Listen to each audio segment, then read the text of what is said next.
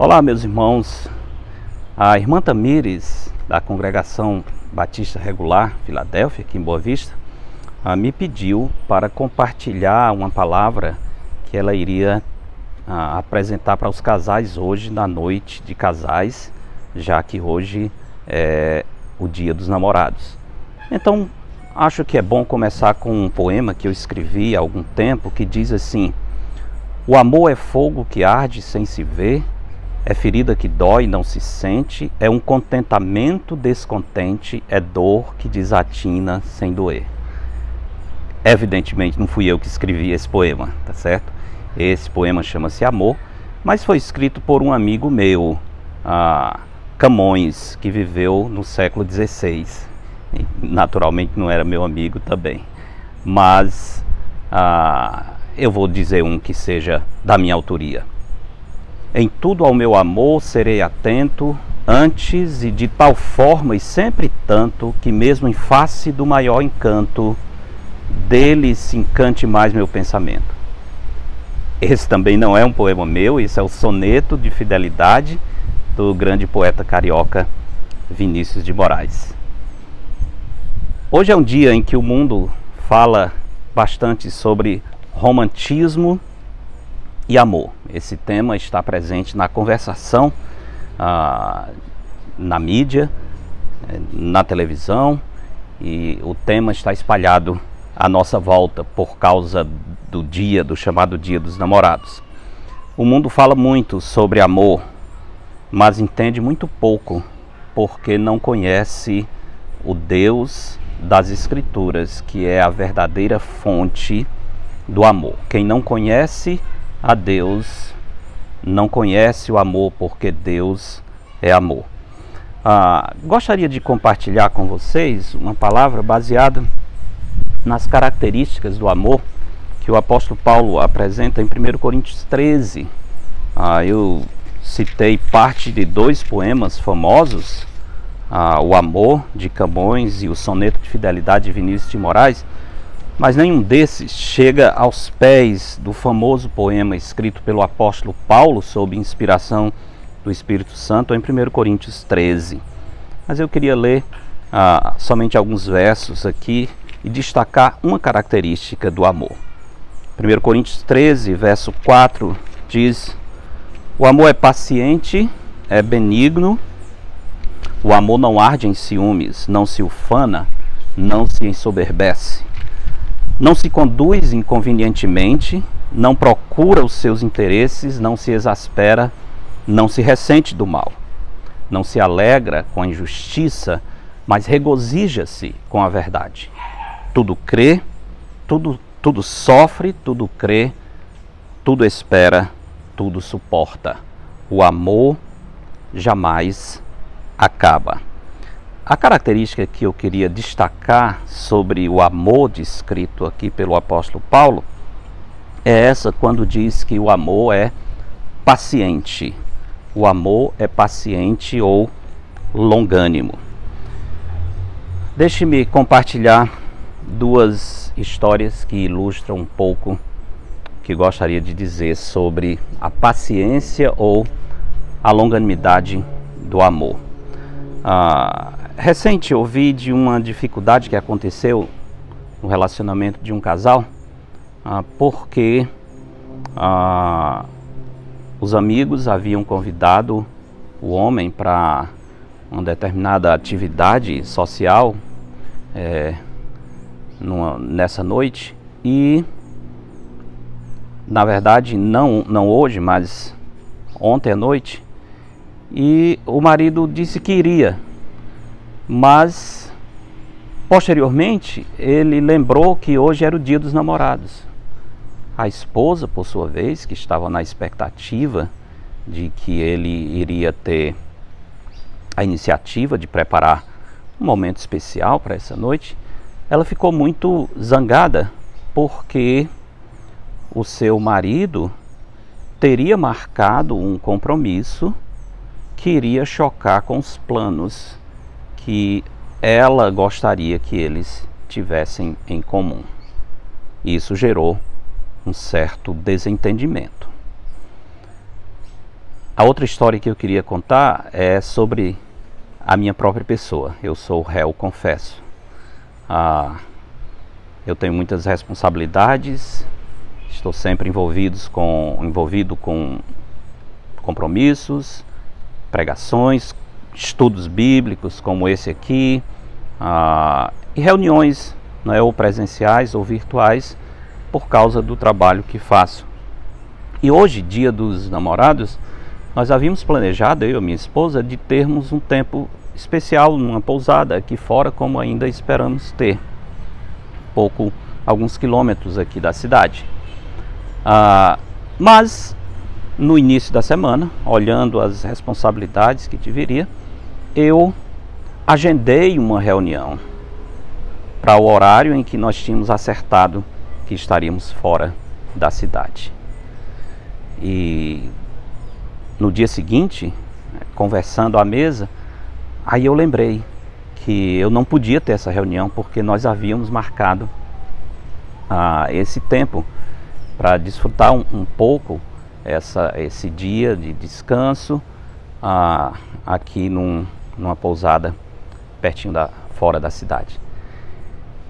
Eu expliquei para ela e foi bem interessante porque dessa vez nós não tivemos problemas, já tivemos no passado por causa do meu esquecimento, mas foi bem interessante porque a gente pôde comparar a situação do jovem casal, essa história inicial que eu contei é de um jovem casal, com a história de um velho casal que somos nós. Vamos completar agora em junho, com a graça de Deus, 30 anos de casamento. Então já passamos por muitas dificuldades quanto a calendários e memórias apagadas do marido em dias que não deveriam se apagar. Mas foi interessante porque nós conversamos, eu expliquei, olha, imagina, nós temos esse compromisso hoje e eu nem lembrei, terminei marcando essa reunião. Mas eu vou dar um jeito e desmarcar com os irmãos, porque a gente pode fazer no outro sábado. Evidentemente, graças a Deus ela entendeu, e como nós sabíamos da história do outro casal, nós conversamos um pouco. Isso indica que está havendo amadurecimento. Nós conseguimos, por exemplo, entender que o homem e a mulher são muito diferentes, eles pensam diferente, a cabeça se organiza de um modo bem distinto, e muitas vezes os problemas que acontecem entre casais vêm porque um gostaria que o outro fosse exatamente igual a ele. Isso não pode ser, e é uma bênção que não é assim. Deus não fez o casamento para ser desfrutado entre duas pessoas iguais. Adão estava sozinho, o Senhor lhe trouxe uma auxiliadora que lhe fosse adequada, como diz o texto em Gênesis capítulo 2, que pudesse completá-lo, porque dentre todas as criaturas não havia ninguém que fosse da mesma carne, do mesmo osso, ou seja, da mesma natureza, usando a expressão lá de Gênesis, de Adão. Então o Senhor disse: eu vou lhe fazer uma auxiliadora que lhe seja idônea, isso é, competente, que encaixe bem. Mas para encaixar bem essa auxiliadora, ela não é exatamente igual a Adão. E aí está a beleza do amor. Consegue unir duas pessoas diferentes que passam a viver em harmonia e paz e crescem juntos, sem perder as suas diferenças, mas crescendo em compreensão um para com o outro. Isso ilustra muito bem o princípio de que o amor é paciente.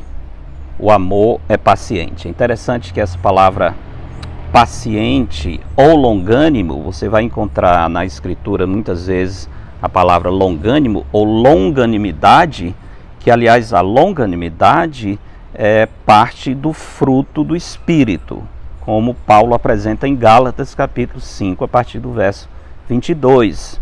O fruto do Espírito, ele diz, é amor, alegria, paz, longanimidade. Nota que a própria palavra, ela já traz em si, até pela sonoridade, pela combinação das sílabas, o significado desse conceito.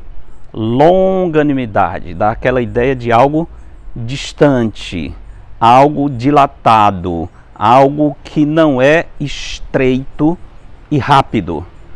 Pois a palavra utilizada nas Escrituras, mesmo em português vimos isso, mas tanto no Novo Testamento, na língua grega, quanto na língua do Antigo Testamento, hebraico, ela traz essa noção de modo muito clara. Por exemplo, o longânimo, ou que é tardio em irar-se, às vezes no Antigo Testamento usa essa expressão, em vez de ter só a palavra longânimo, tem a expressão tardio em irar-se, que é uma característica do nosso Deus. O Senhor, quando apresentou sua própria pessoa a Moisés, lá em Êxodo 34, ele se apresenta como um Deus compassivo, tardio em irar-se. O profeta Jonas, quando estava discutindo com o Senhor, na sua ira, Jonas não era tardio em irar-se, Jonas era rápido em irar-se, Jonas não tinha longanimidade. Mas ele está ressentido porque o Senhor não vai destruir a cidade de Nínive, e ele explica, ele diz: olha, Senhor, eu não queria vir para Nínive, porque eu sei que o Senhor é um Deus clemente, compassivo, tardio em irar-se.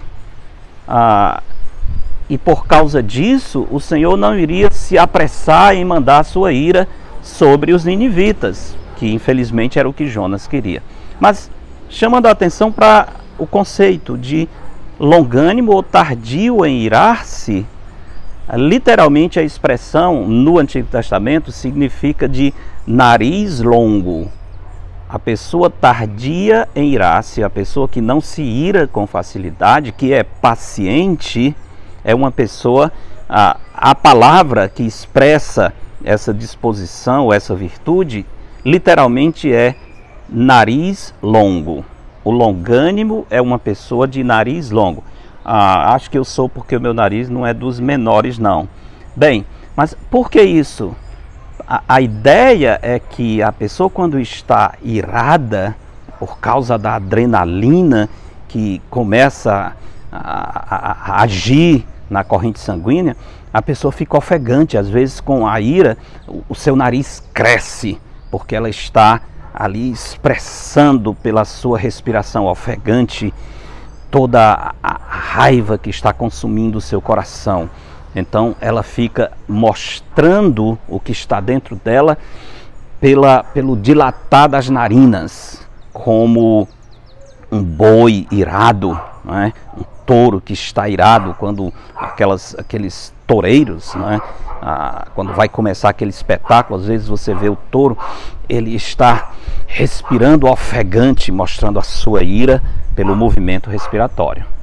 É bem interessante. Então, o longânimo, ele tem um nariz longo, isso é, ele não se exaspera rapidamente. No Novo Testamento, a palavra significa de ânimo longo, de disposição dilatada, comprida. Não é uma pessoa rápida em reagir, especialmente quando as coisas não saem do jeito que ela gostaria, ou que talvez até fosse a melhor maneira, mas a outra pessoa, por alguma razão, simplesmente não atentou para aquele detalhe. Então, o longânimo, nesse relacionamento, ele não se apressa em reagir, porque onde existe verdadeiro amor, existe paciência. Precisamos ter paciência um com o outro, porque nós não somos exatamente iguais, e graças a Deus que não somos. Então lembre-se disso. Nós devemos amar uns aos outros, não com o amor do mundo, não com o romantismo dos poetas, por mais bonito que sejam as poesias, e interessantes e expressem às vezes algumas verdades, mas o amor verdadeiro não é tanto o amor romântico cantado nas poesias, mas é o amor que vem de Deus, e Deus nos ama com longanimidade. Amemos, portanto, uns aos outros com esse amor, e não com a fantasia do amor descrito pelo mundo de modo geral. Meu conselho, portanto, para os queridos casais é que sejam pacientes, que sejam longânimos, que estiquem o seu nariz antes de se irar, antes de reagir de maneira rápida, antes de expressar o seu desgosto em palavras, em ações ou em olhares ressentidos. Tenha paciência, porque Deus é paciente conosco. E as irmãs, um conselho de um homem é: lembre-se que o seu marido não pensa exatamente como você.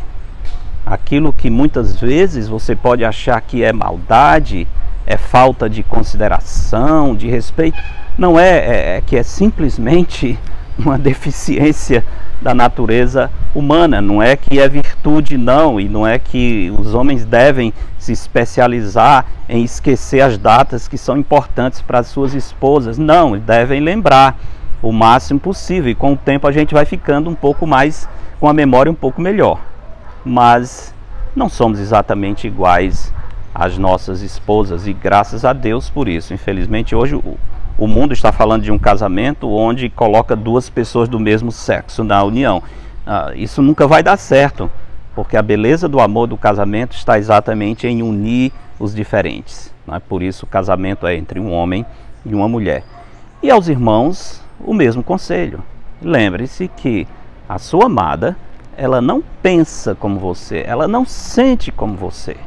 Então não se ire e não reclame dizendo: mas por que você não pensa exatamente como eu? Deus não fez a mulher para pensar igual ao homem. Portanto, sejamos pacientes. Salomão diz em Provérbios 16: melhor é o longânimo do que o herói da guerra, e o que domina o seu espírito do que o que toma uma cidade. A pessoa longânima, paciente, ele realiza muito mais do que um herói que conquista uma cidade na guerra. Então deixe-me terminar lembrando novamente a belíssima poesia de 1 Coríntios 13, que começa no verso 4 dizendo: o amor é paciente, é benigno. O amor não arde em ciúmes, não se ufana, não se soberbece, isso é, não se ufana, não se envaidece, não coloca o holofote sobre si mesmo, não se acha superior ao outro, não se conduz inconvenientemente, não procura os seus interesses, não se exaspera, a ideia de se irar novamente, de explodir. Isso lembra a paciência que é necessária. E o amor não se ressente do mal, não é melindroso. Você, quando ama, você não está lidando como quem está lidando com ovos, como nós dizemos, sempre com aquele medo de que por qualquer coisa a outra pessoa perca a paciência com você e exploda. Você, quando há verdadeiro amor, não existe essa preocupação exagerada quanto àquilo que a outra pessoa talvez possa pensar de nós antes de dar o devido tempo. O amor, portanto, ele tudo sofre, tudo crê, tudo espera, tudo suporta, e por isso o amor jamais acaba. Deixo, portanto, esse conselho da palavra de Deus sobre a longanimidade do amor. O amor é longânimo, é paciente, e como nós somos diferentes, nós precisamos exercer essa paciência um com o outro, não querer que o outro seja a nossa imagem e semelhança. E como Deus nos ama, assim, com paciência e longanimidade, Ele que é um Deus compassivo, longânimo, isto é, tardio em irar-se, e nós devemos amar com o amor de Deus, então precisamos crescer e amadurecer nessa característica. Amor maduro não é necessariamente amor romântico, que se derrete em romantismo, em flores e presentes. Isso é importante, isso não é descartável, isso é bom. Talvez para nós, os homens, não seja tanto, mas as nossas esposas não são iguais a nós. Então, nós temos que expressar amor de um modo que seja significante para elas. Aí já é a nossa parte, né? Mas, essencialmente, essas coisas, elas são periféricas. Seriam embelezamentos, mas o amor verdadeiro, ele se expressa na paciência, na longanimidade, na capacidade de entender as diferenças e de não ficar ressentido com todas as coisas que porventura possam nos contrariar. Que Deus nos abençoe, nos dê a paciência do amor que Ele tem para conosco. Que o Senhor abençoe a todos vocês. Resolvi fazer o vídeo aqui debaixo da mangueira, né, no quintal, e aí vocês ouviram os pássaros, ouviram também o cachorro, ouviram os carros passando, mas como é Dia dos Namorados, então isso torna o cenário mais romântico, tá certo? Então veja tudo isso como parte do romantismo do Dia dos Namorados. Que Deus abençoe a todos vocês. Estou às ordens. Se quiserem entrar em contato, alguma dúvida sobre esse tema ou outro. Ontem na nossa igreja aqui eu dei um estudo sobre Cristo e o seu casamento, usando o Evangelho de João, especialmente o capítulo 2. Se quiserem, posso encaminhar as notas desse estudo e vocês podem aproveitar e fazer até pessoalmente a leitura e as tarefas que tem lá para os casais, tá bem? Que Deus abençoe. Por favor, orem por nós, e peço especialmente esse fim de semana. Eu viajo amanhã à noite para Manaus e de lá na segunda-feira vou a Tabatinga para uma conferência, visitar algumas igrejas naquela região. Então peço aos irmãos, por favor, que coloquem diante de Deus essas necessidades, que o Senhor possa me conduzir em paz. Pois Deus abençoe a cada um de vocês e que todos possam ser pacientes, amando uns aos outros.